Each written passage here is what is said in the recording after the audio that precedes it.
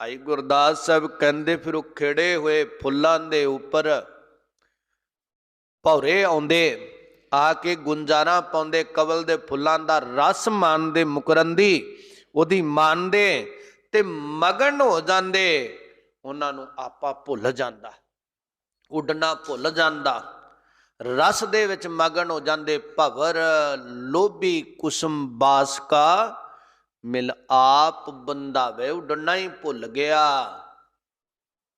Gursikh no गुरु दा रस शब्द दा रस मानदियां अपना आपा भुल जांदा है। सुध की ना सुध रही, बुद्ध की ना बुद्ध है, कुछ भी उन्होंने पता ही नहीं रहिंदा। वो परमात्मा विच खीवा हो जाता है, वो मोहदा रूप हो जाता है मालक नाल। इन्ना को उहदे शब्द विच सुरत मगनित हो जाती है, मिल जाती है। वो रस फिर छड्ड नहीं सकता, भावें उन्होंने कोई उपाधि दिती जाए। और वो रस आया भाई मती दास जी नूं ते उहदे अगे किन्ने लालच रखे गए। उन्होंने वो रस छड्डण नूं कहा, उन्हें कहा नहीं आरा तो तू चला पर मैं वो नहीं छड्ड सकदा। ते अज मेरे वर्गे ते ऐसी घटना बन आवे तो मैं कहांगा मैं तो मिंट मारूं कथा छड्डण लगा, क्योंकि रस ही नहीं आया। हाँ गुरु की गल करने, गुरु की गल समझने, गुरु की कृपा नाल, गुरु की रहमत नाल जिमें जिमें सूझ आउंदी है, गल पकड़ विच आउंदी जांदी है, समझ विच आउंदी है। जिन्हों ये पता लगन लग पिया है भी ये काम गलत है, समझो मैनू गुरु ने सूझ देना शुरू कर देती है। ये पासा गलत है, ये जगह गलत है, ये विचार इस वक्त मेरे मन अंदर गलत उपज रहे ने, ये पता लगन लग पिया है। उन्होंने अगे मटाउण दा भी गुरु कृपा करेगा। भाई साहब कहंदे आ वो मुकरंदी, वो सुगंधी उहदे विच मगनता हासिल कर जांदा है। जैसे चित चाहत चकोर देख ध्यान धरै। अगला प्रमाण देंदे आ भाई साहब, कहंदे जिवें चित दी चाहना इच्छा वधन नाल चकोर जिहड़ा है चंद्रमा दा ध्यान टकाउंदा ते उहदी चाहत करदा है, उहदियां किरणां दे नूं देख के, उहदी रोशनी नूं देख के आनंदित हुंदा है। कहंदे अमृत किरणा अचवत हित चंद है। चंद्रमा दे विचों निकल रहीआं किरणां उन्हां दा आनंद माणदा है। उन्हां दा चकोर दी प्रीति चंद नाले सूरज नाल उहदा बहु वास्ता नहीं, और चंद्रमा दे नाल। भाई साहब अगला प्रमाण देंदे आ चौथा, कहंदे तैसे गायबो सुनाएबो सो शब्द संगत मैं। सारियां दी गल करके भाई साहब कहंदे इसे तरह कोई संगत विच आके गायबो, कोई गावै कोई गाउंदा है, गायन करदा है गुरु दे शब्द नूं। और सुनाएबो को सुनै, कोई सुनदा है गुरु की संगत विच आके, गुरु की विचार नूं, गुरु की गलबात नूं, गुरु की शिक्षा नूं। कहंदे सो शब्द संगत में, वो गुरु दा शब्द, शब्द गुरु संगत दे विच भूषित हो रहा है। एक द्वारा गुरु प्रगट हो रहा है बोलां करके, ते वो बोल दूजे दे कन्ना द्वारा होके शब्द गुरु दे अंदर उतर रहा है। एक द्वारा एक पासे प्रगट हो रहा है गुरु आप ही विच समा रहा है, आप ही दूजे दे बोलां द्वारा, क्योंकि बोल उसे दे ने, ये बोल जिन्ने बोले जा रहे उसे दे बोल ने, परमात्मा दे। परमात्मा तो बगैर परमात्मा नूं प्रगट कर ही कोई नहीं सकता। परमात्मा खुद प्रगट हुंदा है आप, उन्होंने कोई नहीं प्रगट कर सकता। हाँ असी बिनतियां जोदड़ियां कर सकते हैं, महाराज दया करो तरस करो, उन्होंने तरस आ जावे। तरस पया मेहरा मत होई, सतगुर सज्जन मिलिया नानक नाम मिले तां जीवा, तन मन थीवे हरिया। ओदी किरपा नाल नाम जपिया जाता है, ओदी किरपा नाल अमृत वेले उठिया जाता है, ओदी किरपा दे नाल सत संगत विच आया जाता है, ओदी किरपा नाल शब्द बोलिया सुनिया सुनाया जाता है।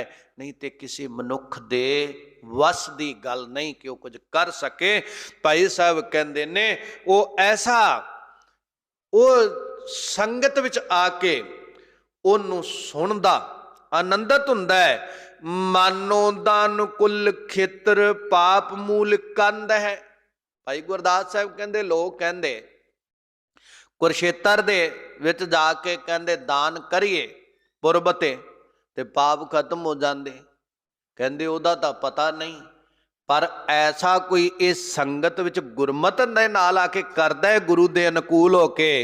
भाई साहब कहते शब्द नूं गाउणा, शब्द नूं सुनना, हिरदे च वसाउणा, कहते पापां दीयां जड़ां पुट दिंदा है। गुरु शब्द जिहड़ा है ना, इनू कन्नां नाल सुनो, जबान नाल बोलो, हिरदे अंदर उतरे और ये पापां दीयां जड़ां पुट देवेगा। कदे भी पाप हिरदे दे अंदर उतर नहीं सकणगे और पापां दा खात्मा कर देवेगा। ये शब्द दी ताकत ही इनू हिरदे विच वसा, ये अंदर उतरे। भाई साहब अगले सुहाइये द्वारा कृपा कर देने। जैसे किरतास गर जात जल बूंद परी। किरतास मैना है कागद, कहन लगे जिमें कागज के उपर पानी की बूंद पवे ना तो गल जाता है, खत्म हो जाता है। कहते कृत सन बंद जल मध सावधान है। उसे कागज नूं घ्यो नाल तेल नाल ऐन लेथू पेथू करके ना ते तुसी पानी विच रख दिओ, गलदा नहीं है, वो खत्म नहीं होवेगा, क्योंकि उहदे नाल ठंडियाई लग गई ठंडे दा, और जिहड़ा उहनूं संग हो गया है हुण वो गलदा नहीं। भाई साहब अगला प्रमाण देंदे जैसे कोट भार तूल तनक चिन्नग जरै। मना मूही रूं पिया वे रूं ते उस रूं दे वड्डे ढेर विच एक छोटी जी चिंगाड़ी अग दी डिग पै, सारे नूं साड़ दिंदी है, सारे नूं ही। भाई साहब कहंदे ऐना रूं दा पहाड़ इकट्ठा कीता, एक छोटी जी चिड़ंग ने सारे दा सारा साड़ दिता। नाल ही कहंदे तिल मिल दी पुग मैं बाती बेदमान है। कहंदे एक पासे देखो एक छोटी जी चंगाड़ी ने वड्डा पहाड़ रूई दा इकट्ठा किया, साड़ के रख दिता। एक पासे थोड़े जे रूं दी बत्ती वट्टी ते उहनूं तेल दा संग हो गया, तेल दा तो रखी वो प्रकाश करती पई है, तेल सड़दा है, बत्ती नहीं सड़ रही, तेल मच रहा। एक पासे थोड़ी जी चिड़ंग ने सारा साड़ दिता, क्यों उन्हें संग तेल दा कर लिया, हुण तेल मचदा। भाई साहब कहंदे वो बत्ती टिकी हुई आ। और तीजा प्रमाण देंदे जैसे लोह बूढ़ जात सलल मैं डार तू ही। भाई गुरदास साहब कहंदे लोहे दा टुकड़ा पानी में सिट दी उस वेले डुब जाता है, नाल दी नाल, चाहे वह छोटा हो चाहे वह बड़ा हो, लोहा डुब जाता है, तरदा नहीं। कासट प्रसंग गंग सागर न मान है।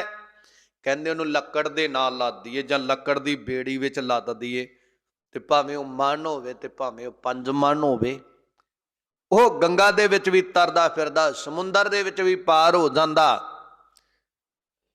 और उन्होंने पार उतारिया जाता, पार किया जाता, क्योंकि वह लकड़ का संग कर लिया। कला डुबन लगा, संग करके तरिया। कागज कला खत्म होने लगा, तेल का संग करके बचिया। रूई कली सड़न लगी, तेल का संग करके तुछ रूम ही जिहड़ा है वह दूजिਆਂ ਨੂੰ प्रकाश देन लगा। और लोहे का टुकड़ा छोटा जिहा डुबन लगा, लकड़ का संग करके लकड़ दे नाल पता नहीं किन्ना क लोहा तैरदा फिरदा है। भाई साहब चौथा प्रमाण देंदे तैसे जम काल ब्याल सगल संसार ग्रासै। जिवें ਔਰ ਇੱਕ ਚਿੜੰਗ ਰੂਈ ਨੂੰ ਸਾੜ ਦਿੰਦੀ ਆ। ਜਿਵੇਂ ਭਾਈ ਸਾਹਿਬ ਕਹਿੰਦੇ ਆ, ਇੱਕ ਚਿੰਗਾੜੀ ਰੂਹ ਨੂੰ ਸਾੜ ਕੇ ਖਤਮ ਕਰ ਦਿੰਦੀ, ਇੱਕ ਬੂੰਦ ਕਾਗਜ਼ ਨੂੰ ਖਤਮ ਕਰ ਦਿੰਦੀ, ਔਰ ਲੋਹੇ ਦਾ ਟੁਕੜਾ ਪਾਣੀ ਵਿੱਚ ਡੁੱਬ ਜਾਂਦਾ ਹੈ। ਇਸੇ ਤਰ੍ਹਾਂ ਭਾਈ ਗੁਰਦਾਸ ਸਾਹਿਬ ਕਹਿੰਦੇ, ਜਿਹੜਾ ਜਮ ਕਾਲ ਭਿਆਨਕ ਸਮਾਂ, ਮੌਤ ਮੂੰਹ ਅੱਡ ਕੇ, ਮੌਤ ਦਾ ਬਘਿਆੜ ਜਿਹੜਾ ਹੈ ਸਗਲ ਸੰਸਾਰ ਗ੍ਰਸੈ, ਸਾਰੇ ਸੰਸਾਰ ਨੂੰ ਨਿਗਲਦਾ ਤੁਰਿਆ ਜਾ ਰਿਹਾ ਹੈ, ਸਾਰੇ ਸੰਸਾਰ ਨੂੰ ਨਿਗਲੀ ਜਾ ਰਿਹਾ ਹੈ, ਗ੍ਰਸੀ ਜਾ ਰਿਹਾ ਹੈ। ਕਹਿੰਦੇ ਸਤਿਗੁਰ ਭੇਟਤ ਹੀ ਦਸਨ ਦਸਾਨ ਹੈ। ਉਹੀ ਕਾਲ ਜਦੋਂ ਸਤਿਗੁਰੂ ਨਾਲ ਭੇਟ ਹੁੰਦੀ ਹੈ, ਸਿੱਖ ਮਿਲਦਾ ਹੈ, ਕਹਿੰਦੇ ਉਹ ਦਾਸਾਂ ਦਾ ਦਾਸ ਬਣ ਜਾਂਦਾ ਹੈ, ਸੇਵਕ ਬਣ ਜਾਂਦਾ ਹੈ, ਦੁਖਦਾਈ ਨਹੀਂ ਬਣਦਾ। ਉਹੀ ਜਿਹੜਾ ਸਤਾਉਣ ਵਾਲਾ, ਜਿਹੜਾ ਮਕਾਉਣ ਵਾਲਾ, ਉਹ ਸਫਲਤਾਈ ਦੇ ਸਹਿਤ ਹੋਣ ਲੱਗ ਜਾਂਦਾ ਹੈ ਗੁਰਸਿੱਖ ਦੇ ਨਾਲ ਜੁੜ ਕੇ। ਜਦੋਂ ਗੁਰਸਿੱਖ ਗੁਰੂ ਨਾਲ ਜੁੜਦਾ, ਗੁਰੂ ਨਾਲ ਜੁੜ ਕੇ ਹੈ, ਨਹੀਂ ਤੇ ਪਤਾ ਨਹੀਂ ਕਿੰਨੇ ਕੁ ਜੀਵਨ ਕਾਗਜ਼ ਤੇ ਪਈ ਬੂੰਦ ਖਤਮ ਹੋ ਗਏ, ਪਤਾ ਨਹੀਂ ਕਿੰਨੇ ਕੁ ਜੀਵਨ ਲੋਹੇ ਦੇ ਟੁਕੜੇ ਦੀ ਤਰ੍ਹਾਂ ਡੁੱਬ ਗਏ, ਔਰ ਪਤਾ ਨਹੀਂ ਕਿੰਨੇ ਕੁ ਵੱਡੇ ਵੱਡੇ ਔਰ ਪਹਾੜ ਬਣੇ ਰੂਈ ਦੀ ਤਰ੍ਹਾਂ ਮੁੱਕ ਗਏ। ਭਾਈ ਸਾਹਿਬ ਕਹਿੰਦੇ ਬੱਚੇ ਉਹ ਜਿੰਨਾ ਸੰਗ ਕਰ ਲਿਆ ਹੈ, ਤਾਂ ਹੀ ਕਹਿੰਦੇ ਗੁਰੂ ਕੋਲ ਆ ਮੇਰੇ ਮਾਧੋ ਜੀ, ਸਤ ਸੰਗਤ ਮਿਲੇ ਸੋ ਤਰਿਆ। ਉਹ ਤਰਦਾ ਹੈ ਜਿਹੜਾ ਸਤ ਸੰਗਤ ਵਿੱਚ ਮਿਲ ਗਿਆ, ਕਿ ਸਤਿਗੁਰੂ ਦਾ ਸ਼ਬਦ ਅੰਦਰ ਉਤਰ ਗਿਆ। ਥੰਦੇ ਆਈ ਗੁਰੂ ਦੇ ਸ਼ਬਦ ਦੀ ਜੀਵਨ ਅੰਦਰ ਆਈ, ਉਹਨੇ ਜੀਵਨ ਠੰਡਾ ਕਰਤਾ। ਉਹਨੂੰ ਕਾਲ ਦੀ ਵਰਖਾ ਕੁਝ ਉਹਦਾ ਵਿਗਾੜ ਨਾ ਸਕੇ, ਕੁਝ ਕਰ ਨਹੀਂ ਸਕਦੀ। ਭਾਈ ਸਾਹਿਬ ਕਹਿੰਦੇ ਉਹਨੂੰ ਜਪ, ਉਹਨੂੰ ਆਰਾਧ, ਉਸ ਮਾਰਗ ਤੇ ਤੁਰ। ਅਗਲੇ ਸਵਾਈਏ ਦੁਆਰਾ ਭਾਈ ਸਾਹਿਬ ਕਹਿੰਦੇ ਜੈਸੇ ਖਾਂਡ ਚੂਨ ਘ੍ਰਿਤੁ ਹੋਤ ਘਰ ਹੀ ਵਿਖੈ। ਭਾਈ ਸਾਹਿਬ ਕਹਿੰਦੇ ਜਿਵੇਂ ਖੰਡ, ਘਿਓ, ਆਟਾ ਆਦਿ ਸਾਰੀਆਂ ਵਸਤੂ ਰਸੋਈ ਦੇ ਵਿੱਚ ਹੁੰਦੀਆਂ ਘਰੇ, ਕਹਿੰਦੇ ਪੈ ਪਾਹੋ ਨਾ ਕੇ ਆਏ ਕੈ ਪੂਰੀ ਕੈ ਖੁਆਏ ਖਾਈਏ। ਕਹਿੰਦੇ ਹੁਣ ਇਹ ਘਰੋਂ ਹੀ ਰਸਤਾ ਕੱਢ ਕੇ, ਘਰੇ ਕੋਈ ਮਹਿਮਾਨ ਆ ਜਾਵੇ, ਪ੍ਰਾਹੁਣਾ ਆ ਜਾਵੇ, ਉਹ ਕੱਢ ਕੇ ਘਰੋਂ ਹੀ ਰਸੋਈ ਚੋਂ ਕੱਢ ਬਣਾਈਆਂ ਜਾਂਦੀਆਂ ਨੇ, ਨਾਲੇ ਆਪ ਛਕਦੇ ਨਾਲੇ ਉਹਨੂੰ ਛਕਾਉਂਦੇ। ਭਾਈ ਸਾਹਿਬ ਅਗਲਾ ਪ੍ਰਮਾਣ ਦਿੰਦੇ ਜੈਸੇ ਚੀਰ ਹਾਰ ਮੁਕਤਾ ਕਨਕ ਆਭਰਣ। ਕਹਿੰਦੇ ਜਿਸ ਤਰ੍ਹਾਂ ਸੁੰਦਰ ਵਸਤਰ, ਹਾਰ, ਮੋਤੀ, ਗਹਿਣੇ ਆਦਿਕ ਸਾਰੀ ਸਜਾਵਟ ਹੈ, ਪੈ ਵਿਆਹੂ ਕਾਜ ਸਾਜ ਤਨ ਸੁਜਨ ਦਿਖਾਈਏ। ਕਹਿੰਦੇ ਜਦੋਂ ਕੋਈ ਵਿਆਹ ਦਾ ਕਾਰਜ ਹੋਵੇ, ਕੋਈ ਪਾਰਟੀ ਹੋਵੇ, ਫਿਰ ਉਹ ਕੱਢ ਕੇ ਸੁੰਦਰ ਗਹਿਣੇ ਬੀਬੀਆਂ ਪਹਿਨਦੀਆਂ ਔਰ ਸੁੰਦਰ ਵਸਤਰ ਗੁਰਮੁਖ ਪਹਿਨਦੇ। ਕਹਿੰਦੇ ਹੈ ਤਾਂ ਉਹ ਘਰ ਵਿੱਚ ਹੀ ਪਏ ਨਾ, ਪਰ ਉਹ ਮੌਕੇ ਤੇ ਆ ਕੇ ਬਾਹਰ ਕੱਢੇ ਗਏ, ਪਹਿਨੇ ਗਏ। ਭਾਈ ਸਾਹਿਬ ਤੀਜਾ ਪ੍ਰਮਾਣ ਦਿੰਦੇ ਜੈਸੇ ਹੀਰਾ ਮਾਨਕ ਅਮੋਲ ਹੋਤ ਹਾਟ ਹੀ ਮੈਂ। ਕਹਿੰਦੇ ਜਿਵੇਂ ਬੜਾ ਸੁੰਦਰ ਹੀਰਾ, ਅਮੋਲਕ ਹੀਰਾ ਜਿਹੜਾ ਹੈ ਉਹ ਹੱਟ ਦੇ ਵਿੱਚ ਪਿਆ ਹੋਵੇ, ਹੱਟ ਦੇ ਵਿੱਚ, ਤੇ ਉਹਨੂੰ 7 ਜਿੰਦਿਆਂ 'ਚ ਰੱਖਿਆ ਹੁੰਦਾ, ਤੇ ਉਹਨੂੰ ਕਿਸੇ ਨੂੰ ਉਹ ਦਿਖਾਈ ਨਹੀਂ ਦਿੰਦਾ। ਕੀ ਉਹਦੇ ਲਈ ਲੋਕ ਦੇਖਣ ਵਾਸਤੇ ਖਲੋਣਗੇ ਤੇ ਕੀ ਉਹਦੀ ਉਪਮਾ ਕਰਨਗੇ ਜਦੋਂ ਹੀਰਾ ਹੀ ਛੁਪਿਆ ਹੋਇਆ। ਭਾਈ ਸਾਹਿਬ ਕਹਿੰਦੇ ਗਾਹਕ ਦੇਖਾਏ ਥਿਰਤਾ ਬਸੇਖ ਪਾਈਐ। ਕਹਿੰਦੇ ਜਦੋਂ ਡੱਬੇ ਚੋਂ ਕੱਢਿਆ ਤੇ ਕੱਢ ਕੇ ਸਾਹਮਣੇ ਰੱਖਿਆ ਤੇ ਸਾਰਿਆਂ ਦੇਖਿਆ, ਫਿਰ ਉਹਦੇ ਤੋਂ ਲਾਭ ਮਿਲਣ ਲੱਗਾ, ਲਾਭ ਲਾਹਾ ਪ੍ਰਾਪਤ ਹੋਣ ਲੱਗਾ, ਨਫਾ ਮਿਲਣ ਲੱਗਾ। ਕੋਈ ਕਿੰਨੀ ਬੋਲੀ ਲਾਵੇ, ਕੋਈ ਕਿੰਨੀ ਬੋਲੀ ਲਾਵੇ, ਕਿਉਂਕਿ ਹੀਰਾ ਦਿਸਣ ਲੱਗ ਪਿਆ ਹੈ, ਸਾਹਮਣੇ ਆ ਗਿਆ ਹੈ। ਭਾਈ ਸਾਹਿਬ ਚੌਥਾ ਪ੍ਰਮਾਣ ਦਿੰਦੇ ਕਹਿੰਦੇ ਤੈਸੇ ਗੁਰਬਾਣੀ ਲਿਖ ਪੋਥੀ ਬਾਂਧ ਰਾਖੀ ਅਤਾ। ਇਸੇ ਤਰ੍ਹਾਂ ਭਾਈ ਸਾਹਿਬ ਕਹਿੰਦੇ ਗੁਰੂ ਬਾਣੀ ਦੀਆਂ ਪੋਥੀਆਂ ਲਿਖ ਕੇ ਔਰ ਤਿਆਰ ਕਰਕੇ ਉਹਨਾਂ ਨੂੰ ਬੰਨ ਕੇ ਟਿਕਾਣੇ ਤੇ ਰੱਖ ਦਿੱਤਾ ਗਿਆ। ਮਿਲ ਗੁਰ ਸਿੱਖ ਪੜ੍ਹ ਸੁਣ ਜਿਹੜਾ ਗੁਰਬਾਣੀ ਦੀਆਂ ਪੋਥੀਆਂ ਗੁਟਕਾ ਸਾਹਿਬ ਲਿਖ ਲਿਖ ਕੇ ਤਿਆਰ ਕਰ ਕਰ ਰੱਖ ਦਿੱਤੇ, ਉਹ ਐਵੇਂ ਜਿਵੇਂ ਹੀਰਾ ਡੱਬੇ ਵਿੱਚ ਪਾ ਕੇ, ਹੈ ਤਾਂ ਹੀਰਾ ਹੀ ਪਰ ਡੱਬੇ ਵਿੱਚ ਪਾ ਕੇ ਉਹ ਰੱਖ ਦਿੱਤਾ ਗਿਆ। ਉਹਦੀ ਸੋਭਾ ਆਭਾ ਉਦੋਂ ਆ ਜਦੋਂ ਸਭਨਾਂ ਦੇ ਨਜ਼ਰ ਆਇਆ। ਭਾਈ ਗੁਰਦਾਸ ਸਾਹਿਬ ਕਹਿੰਦੇ ਤੈਸੇ ਉਸੇ ਤਰ੍ਹਾਂ ਗੁਰਬਾਣੀ ਲਿਖ ਪੋਥੀ ਬਾਂਧ ਰਾਖੀਅਤ, ਪਰ ਮੁੱਲ ਕਦੋਂ ਪੈਂਦਾ ਮਿਲ ਕੇ ਆਪਸ ਚ ਗੁਰਸਿੱਖ ਪੜ੍ਹ ਸੁਣ। ਕੋਈ ਪੜ੍ਹਦਾ ਪਿਆ ਹੈ ਤੇ ਕੋਈ ਬੈਠ ਕੇ ਗੁਰੂ ਦੇ ਬਚਨਾਂ ਨੂੰ ਸੁਣਦਾ। ਕਹਿੰਦਾ ਵਾਹ ਵੀ ਵਾਹ, ਕਿਆ ਕਮਾਲ ਦੇ ਬਚਨ ਨੇ ਗੁਰੂ ਨੇ। ਆ ਗੁਰੂ ਦੀ ਗੱਲ ਮੈਨੂੰ ਸਮਝ ਆ ਗਈ, ਆ ਗੁਰਮੁਖਾ ਜਿਹੜੀ ਨਹੀਂ ਆਈ ਉਹ ਸਮਝਾ ਦੇ। ਉਹ ਸਮਝ ਆਉਣ ਲੱਗ ਪਈ, ਉਹ ਗੱਲ ਸਮਝਣ ਲੱਗ ਪਏ। ਸਮਝਾਉਣ ਵਾਲਾ ਮਿਲ ਗਿਆ, ਸਮਝਣ ਵਾਲਾ ਮਿਲ ਗਿਆ।